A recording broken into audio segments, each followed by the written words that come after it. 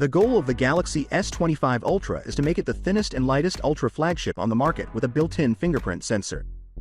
Thanks to the most recent leaks, which were provided directly from Samsung, we may have an idea of how Samsung will be accomplishing some things.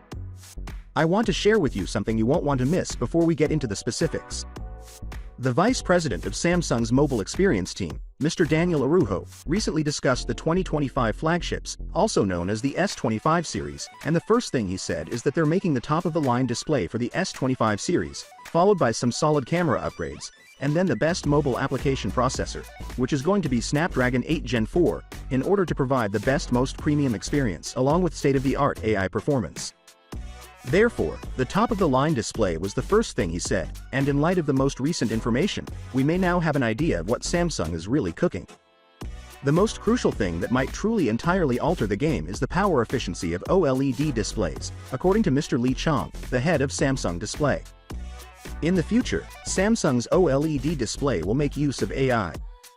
It seems that Samsung has always had this plan in mind, which explains why they don't put larger batteries on their Ultra flagships or even foldable phones.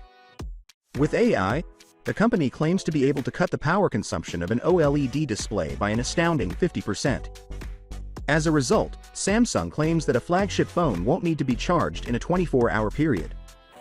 The 5000 mAh per kale on the S25 Ultra is still available for a purpose, and the Vice President's reference to the secret top-of-the-line display may really refer to this new, very power-efficient AI OLED panel.